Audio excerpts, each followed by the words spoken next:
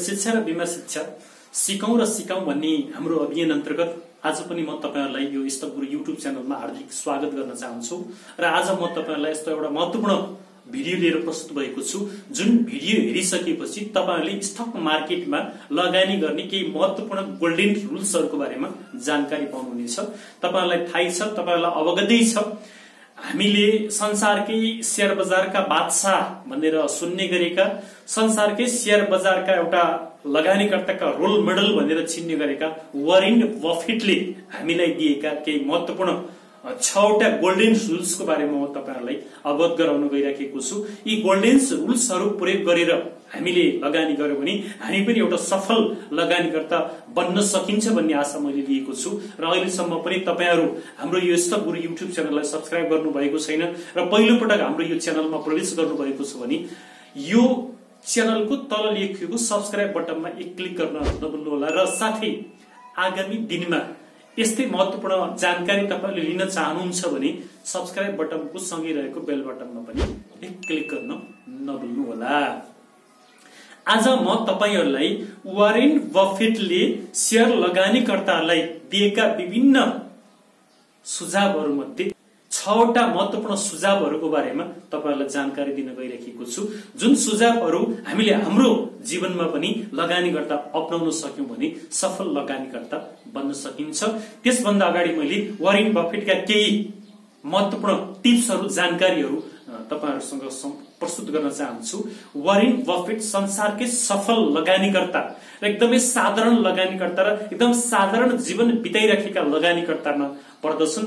धेरै शेयर बजारमा लागेका लगानीकर्ताका रोल मोडलमा पर्दछन् र धेरै ठूला नेता र व्यक्तित्वहरुको पनि उनी रोल मोडलमा पर्दछन्। उनी 11 वर्षको उमेर हुँदाखेरि शेयर बजारमा प्रवेश गरेका थिए।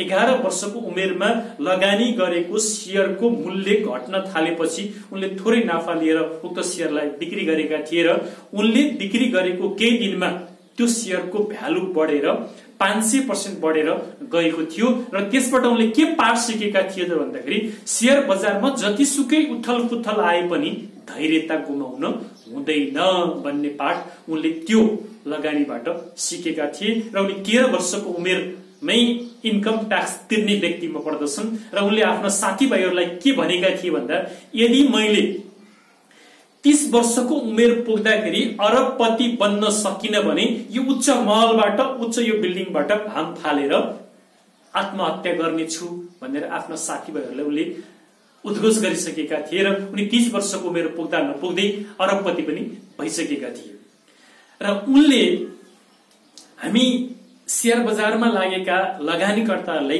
के सुझाव दिएका छन् र धेरै सुझाव छन् उनका। ती धेरै सुझावहरु मध्ये पनि आज म तपाईहरुलाई 6वटा महत्त्वपूर्ण golden rules of Warren Buffett in stock market भन्ने सन्दर्भमा जानकारी दिन गइरहेको छु। उनले एउटा महत्त्वपूर्ण सुझाव के दिएका छन् भने be fearful when other are greedy, be greedy when other are fearful. उनले के भनेका छन् त भन्दा अरु डराएको बेलामा तपाई लोभ गर्नुस्, अरु डराइराखेको बेलामा तपाईले शेयरमा लगानी गर्नुस्, अरु डराएर शेयर बेचिराखेका छन् भने तपाईले शेयर खरिद राख्नुस्, त्यो बेलामा तपाईले शेयर उठाइराख्नुस् र अरु हौसिएका छन् भने तपाई डराउनुस्। अर्थात अरु हौसिएर शेयर खरिद गर्दैछन् भने तपाईले शेयर बेच्नुस् भन्ने एउटा महत्त्वपूर्ण सुझाव वारेन बफेटले हामी लगानीकर्तालाई दिएका छन्। हामीले पनि के गर्नुपर्छ भन्दा लगानीमा अरु हौसिएर शेयर खरिद राखेको बेलामा हामी चाहिँ शेयर बेच्नुपर्ने हुन्छ। अरु हौसिएर शेयर खरिद राखेको बेला हामी शेयर बेचिराख्छौं भने अरु डराएर शेयर बेचिराखेको बेलामा हामीले शेयर किनिराख्नुपर्ने हुन्छ। यो महत्त्वपूर्ण रुल्स तपाईले आफ्नो लगानीको जीवनमा अपनाउनु होला। 1 नम्बर वारेन बफेटले हामी लगानीकर्तालाई दिएको सुझाव हो। नम्बर 2 मा उनले के भनेका छन् त भन्दा it is better to exchange a boat which leak more than to repair again and again. उनले के भने भन्दाखेरि पुवाल परेको नौकालाई बारम्बार मर्मत गर्नुभन्दा नयाँ नौका किन्नुहोस्। अर्थात हामीले कुनै एउटा कम्पनीमा लगानी गर्यौं, कुनै एउटा कम्पनीको शेयरमा लगानी गर्यौं, उक्त कम्पनीको परफर्मेन्स दिन प्रतिदिन घट्दो छ, उक्त कम्पनीको बिजनेस ग्रोथ रेट दिन प्रतिदिन डिक्रिज हुँदैछ, उले विगतमा दिएको बोनस दर घटाउँदै गइराखेको छ भने अब हामीले उक्त कम्पनीको शेयरलाई पालेर बस्ने होइन। उक्त कम्पनीको शेयरलाई म्यारिज गरेर विवाह गरेर बस्ने होइन। हामीले उक्त कम्पनीलाई बेचेर राम्रो पर्फर्मेन्स भएको राम्रो बोनस दर दिने कम्पनीको शेयरमा लगानी गर्नुपर्दछ भन्ने कुरामा वारेन बफेटले जोड दिएका छन्। त्यसकारण हामीले पनि एउटा कम्पनी जो विगतमा राम्रो थियो, राम्रो बोनस दर दिँदै आइराखेको थियो, त्यसकारण यो कम्पनी मैले त पालेर राख्छु भनेर पालेर राखेर त्यसलाई समातेर बस्ने होइन। यदि उसको पर्फर्मेन्स बिग्रन थाल्यो भने त्यसलाई फालेर नयाँ राम्रो कम्पनीमा लगानी गर्नुपर्छ भन्ने कुरामा जोड दिनु पर्दछ। नम्बर 3 मा उनले के भनेका छन् भन्दा बी प्यासेन्ट, धैर्य गर्नुस्। उनले 11 वर्षको उमेरमै यो कुरा सिकेका थिए। धैर्यताको अर्थ के रहेछ भन्ने कुरा सिकेका थिए। हामी नेपाली लगानीकर्ताहरूले धैर्य गर्न सक्दैनौँ। धैर्यताको बात हामीसँग छँदै छैन। हामी यति धेरै आत्तिन्छौँ, यति धेरै मात्तिन्छौँ कि शेयर बजार बढ्दा मात्तिने, शेयर बजार घट्दा आत्तिने जुन हाम्रो प्रवृत्ति छ, यो प्रवृत्तिलाई त्याग्नुस् र धैर्यता गर्नुस्। बजारको बारेमा अध्ययन गर्नुस्, अनुसन्धान गर्नुस्, कम्पनीको बारेमा अध्ययन अनुसन्धान गर्नुस्, रिसर्च गर्नुस् र तब मात्र शेयरमा लगानी गर्नुस्। धैर्यता गरेर लगानी गर्नुभयो भने तपाईँ एउटा सफल लगानीकर्ता बन्न सक्नुहुन्छ। राइट कम्पनी चोइस गर्नुस्, गलत कम्पनी चोइस कुनै हालत पनि नगर्नुस्। कस्तो कम्पनी चोइस गर्ने भन्ने सन्दर्भमा योभन्दा अगाडि मैले एउटा भिडियो प्रस्तुत गरेको छु तपाईहरु समक्ष। उक्त भिडियोको लिंक मैले आई बटनमा राखेको छु, त्यो भिडियो पनि हेर्न नभुल्नुहोला। त्यस्तै गरी वारेन बफेटले अर्को हामीलाई महत्त्वपूर्ण सुझाव के दिएका छन् भने वेयर टु इन्भेस्ट, कहाँ लगानी गर्ने। धेरै लगानीकर्ताहरूको एउटा जिज्ञासा नै के हुन्छ त भन्दा नेपालका शेयर लगानीकर्ताहरूको कुन कम्पनीमा लगानी गर्ने, कस्तो शेयर लगानी गर्ने, कुन सेक्टरमा लगानी गर्ने, यो कम्पनी किन्दा फाइदा छ कि छैन, धेरै सोधिने क्वेसन पर्दछ। अब म तपाईहरुलाई के भन्छु त भन्दा कम्पनी अरूलाई सोधेर होइन, आफैले बुझेर अध्ययन गरेर आफैले त्यो कम्पनीको ब्यालेन्स सिट पढेर मात्रै शेयरमा लगानी गर्नुहोस्। कम्पनीको पर्फर्मेन्स कस्तो छ त्यो कुरालाई अध्ययन गर्नुहोस्। कम्पनीको सीईओ को पर्फर्मेन्स कस्तो छ त्यो कुरालाई अध्ययन गर्नुहोस्। कम्पनी सञ्चालन गर्ने टिमको अवस्था के छ त्यसलाई अध्ययन गर्नुहोस्। कम्पनीको बिजनेस ग्रोथ रेट कस्तो छ त्यसलाई अध्ययन गर्नुहोस्। कम्पनीको विगतको ब्यालेन्स सिट र वर्तमानको ब्यालेन्स सिटलाई तुलना गरेर मात्रै शेयरमा लगानी गर्नुहोस्। तब मात्रै तपाई एउटा सफल शेयर लगानीकर्ता बन्न सक्नुहुन्छ। हडबडाएर इमोसनमा आएर शेयरमा कहिल्यै पनि लगानी नगर्नुहोस्। सुनर is always better than delay. जति चाँडो गर्यो उति राम्रो। डिले नै सफलताको प्रमुख शत्रु हो। त्यसकारण तपाईलाई स्टक मार्केटले विभिन्न अवसरहरू दिइराखेको हुन्छ, विभिन्न चान्सेसहरू दिइराखेको हुन्छ।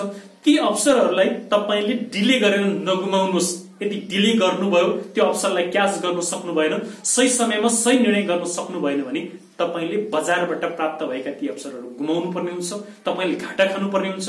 त्यसकारण बजारले तपाईलाई जुन अवसरहरू दिइराखेको हुन्छ त्यो अवसरलाई समयमै क्याच गरेर पक्रेर राख्नुहोस् र फाइदा लिनुहोस् भन्ने कुरामा वारेन बफेटले जोड दिएका छन्।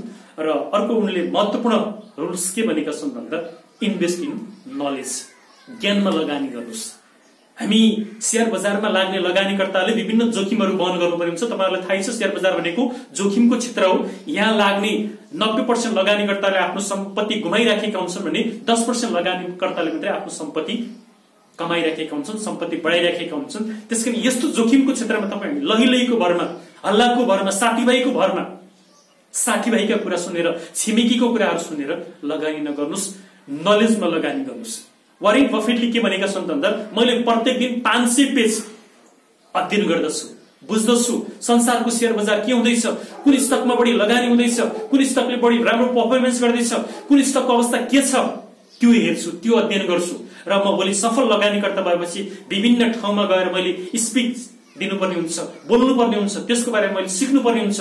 त्यसकारण मैले नलेजमा लगानी गर्छु भनेर वारेन बफेटले भनेका छन्। हामीले पनि पहिला नलेजमा इन्भेस्ट गरौँ, शेयर बजारको बारेमा ज्ञान लियौं, विभिन्न तालिमहरू लियौं, विभिन्न पुस्तक पत्रिकाहरू पढौं, विभिन्न वेबसाइटमा गएर शेयर बजारको बारेमा बुझौं, जानौं, तब मात्र लगानी गरौं। होइन हल्लै हल्लाको बारेमा लहिलहीमा लागेर लगानी गर्नुभयो भने तपाई एउटा असफल लगानीकर्ता बन्न सक्नुहुन्छ।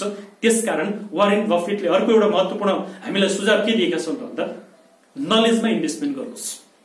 हामीले पनि शेयर बजारको नलेज लिएर मात्रै शेयरमा लगानी गर्नुपर्छ भन्ने मेरो पनि एउटा महत्त्वपूर्ण सुझाव छ। र वारेन बफेटले अरु के कुरा बताइराखेका छन् त भन्दाखेरि लङ टर्म एप्रोचमा जानुस्। तपाई यदि शेयर बजारमा लागेर सफल लगानीकर्ता हुने हो भने एउटा भिजन र मिशन लिएर अगाडि बढ्नुस्। यति वर्षमा मैले स्टक मार्केटबाट यति रिटर्न लिन्छु, यो स्टकमा लगानी गर्छु, यो भिजन मसँग, यो मिसन मसँग भन्ने उद्देश्य बोकेर अगाडि बढ्नुस्, तब मात्र तपाईँ सफल लगानीकर्ता बन्न सक्नुहुनेछ भनेर वारेन बफेटले हामीलाई सुझाव दिएका छन्। र उनले अर्को कम्पाउन्ड इन्ट्रेस्टलाई पनि जोडिदिएका छन्। कम्पाउन्ड इन्ट्रेस्टको अर्थ के हो त भन्दा उनले के भनेका छन् त प्रत्येक महिना तपाईँले 5-5 हजार लगानी गर्नुभयो भने 50 वर्षमा तपाईँ करोडपति अरबपति बन्न सक्नुहुनेछ। यो कुरालाई अध्ययन गरेर, यो कुरालाई मध्यनजर राखेर तपाईँहरूले लगानी गर्नुहोस् भन्ने कुरामा उनले ध्यान दिएका छन्। यस्ता कुराहरूलाई ध्यान दिएर लगानी गर्यौं भने हामी पनि भोलिको वारेन बफेट बन्न सक्छौं। हामी पनि एउटा नेपाली लगानीकर्ता, सफल लगानीकर्ता बन्न सक्छौं। त्यसकारण म तपाईहरुलाई के अनुरोध गर्दछु भन्दा हल्लाको भरमा, लैलैमा लागेर रातोरात करोडपति हुन्छु शेयर बजारमा लागेर भन्ने सपना बोकेर लगानी नगर्नुस्। यदि त्यस्तो लगानी गर्नु छ भने शेयर बजारमा नलाग्नुस्। तपाई भोलि डुब्नुहुनेछ। शेयर बजारबाट कमाउने भने धैर्यता चाहिन्छ हामीसँग। लोभ बढी हुनु हुँदैन। लोभले हामीलाई डुबाउँछ। र अर्को कुरा अध्ययन र अनुसन्धानलाई जोड दिनुस् भन्दै यस्ता महत्त्वपूर्ण ज्ञान दिने भिडियोहरू आगामी दिनमा पनि मैले तपाईहरु समक्ष प्रस्तुत गर्नेछु। यस्ता ज्ञान दिने भिडियोहरू आफूले हेरिसकेपछि अरु साथीभाइहरूले पनि सिकुन् भन्ने जुन हाम्रो उद्देश्य छ, यो उद्देश्यलाई साथ दिनको लागि यस्ता भिडियोलाई शेयर गर्न नभुल्नु होला भन्दै आजलाई म बिदा हुन चाहन्छु। हस्त नमस्कार।